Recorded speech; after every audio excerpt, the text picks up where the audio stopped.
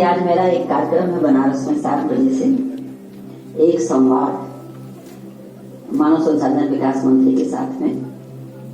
लेकिन जब मुझे इस कार्यक्रम के बारे में मालूम चला और मैंने देखा कि इसमें इसरो लखनऊ से 2 अतिथि वक्ता आ रहे हैं और साथ में रितु जी हैं, तो मुझे ऐसा लगा कि ये मैं क्यों ना आधे घंटे ही सही इस कार्यक्रम में आ जाऊं।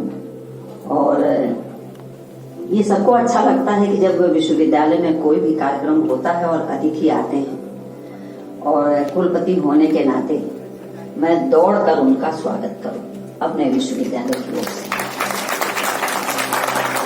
क्योंकि अब अतिथियों का आना कम हो गया है, घरों में भी और विद्यालयों, महाविद्यालयों और विश्वविद्यालयों में भी।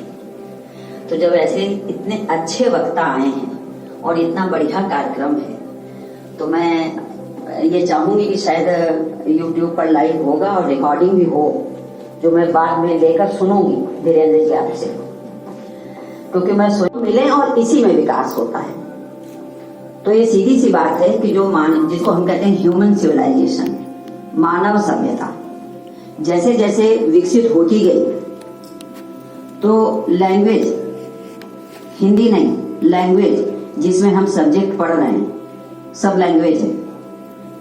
और उसके बाद फायर, आज हम जो आराम की जिंदगी जी रहे हैं, व्हील जिसको हम कहते हैं, तीसरा व्हील, अग्नि, अग्नि के साथ चक्का, ये 3 चीजें, फायर, लैंग्वेज एंड व्हील। इन तीनों चीजों से आज हम यहाँ तक पहुंच पाए। तो आज जो विद्वान हमारे सामने हैं वो साइंस और टेक्नोलॉजी पर तो बोलेंगे, ये सेमिनार है, वक्ता अपने विचार प्रस्तुत करेंगे। और दूसरा, जैसा कि है, विज्ञान दिवस है आज, राष्ट्रीय विज्ञान दिवस। विद्वान लोग हैं, बहुत बड़ी बड़ी बातें कर रहे थे। हम केवल बच्चों से यही पूछेंगे कि नोबेल प्राइज शुरू कहां से हुआ था, बताओ? ओस्लो, नॉर्वे से। ये आप नोट कर लीजिएगा, क्योंकि वक्ता बोल जाते हैं, बच्चे ध्यान नहीं देते हैं, लेकिन कहीं ना कहीं ये चीजें आपको काम आएंगी। और दूसरा है, चूंकि इसरो लखनऊ से आए हुए हैं हमारे 2 विद्वान, मैं 20 वर्ष पहले इसरो गई थी बेंगलोर, मेरा वहां जाना हुआ था, घूमना हुआ था, अच्छा लगा था। तो मुझे ऐसा लगता है कि जो हमारे बच्चे हैं, यदि उनको कहीं मौका मिलता है विश्वविद्यालय की ओर से या जहां से, वो लखनऊ में तो इतना ज्यादा कुछ नहीं होगा, यदि उनको बेंगलोर जाने का मौका मिलता है इसरो, तो अपने आप में एक बहुत बड़ी उपलब्धि होगी। उसका रास्ता आप ही लोग बताएंगे। तो यहाँ पर जैसे कहा गया कि रावण इफेक्ट जिसको बोलते हैं, रमण प्रभाव, और हम ये देखते हैं कि भारतवर्ष में जो पढ़ने का तरीका है, वहां कॉन्सेप्ट ज्यादा है, सिद्धांत ज्यादा है।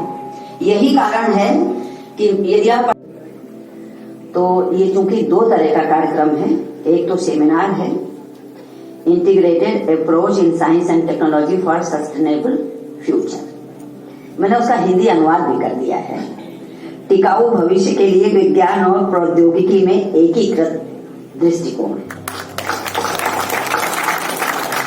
क्योंकि हम भारत में रहते हैं और हमारे बच्चे गांव से जुड़े हुए हैं, गांव के हैं, तो हम ऐसी चीज संप्रेषित करें, कम्युनिकेट करें कि बच्चे समझ जाएं। तो इसमें सीधी सी बात है, आप देख रहे हैं कि यदि हमारा भविष्य अच्छा हो, तो हमें विज्ञान और प्रौद्योगिकी, जिसको हम साइंस एंड टेक्नोलॉजी कहते हैं, उसमें तालमेल हो। बस मैं केवल एक लाइन बोलूंगी, ज्यादा नहीं। हम जानते हैं कि जो आज तकनीक है, उसके पीछे विज्ञान भी तो है। यदि साइंस नहीं हो तो टेक्निक नहीं होगी, तकनीक नहीं होगी। या दूसरे शब्दों में हम कहें तो साइंस का जो एप्लीकेशन है वो तकनीक है, वो टेक्निक है। किसी ने कह दिया पुष्पक विमान, तो वो क्या हो गया, वो साइंस हमारे पास आ गया। और किसी 1928 में, 1930 में उनको इसी पर नोबेल प्राइज दिया गया। और ये शुरुआत जो विज्ञान दिवस मनाने की है, ये सारी चीजें बच्चों जरूर आप नोट करके रखिएगा, क्योंकि मैं तो गूगल से खोज के लाई हूँ। मैं ऐसा थोड़ी है कि मुझे बहुत चीजें मालूम रहती हैं, गूगल से खोज के हम लोग ले आते हैं। तो ये जो विज्ञान दिवस की शुरुआत हुई वो 1986 में ये चीजें आप लोग नोट करके एक डायरी बनाइए बच्चों। जब आप आगे पढ़कर निकलेंगे और बहुत सारे कंपटीशन देंगे, प्रतियोगिताओं परीक्षाएं देंगे, उसमें ये चीजें आप सबको काम आती हैं।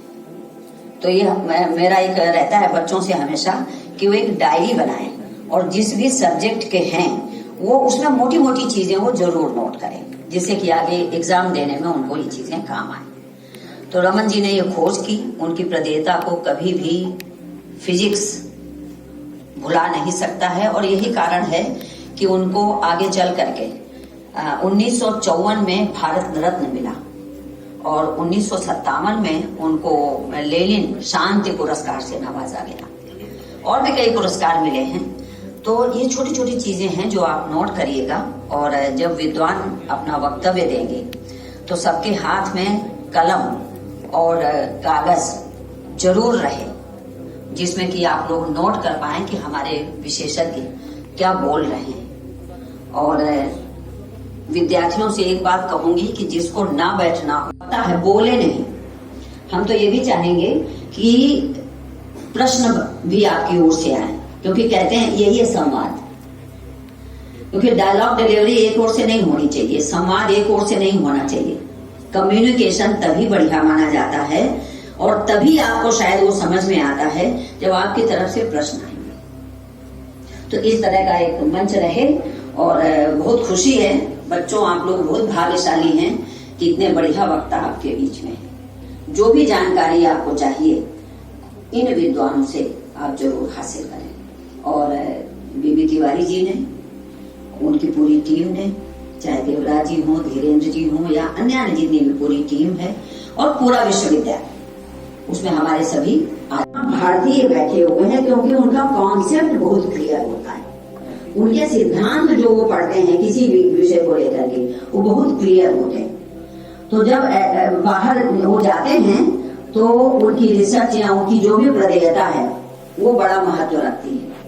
तो रामन भी है, दक्षिण में है, त्रिची एक जगह है मद्रास के पास, त्रिचिरापल्ली कहा जाता है उसको, वहां उनका जन्म हुआ और कर्नाटक बंगलोर में उनकी मृत्यु हुई थी।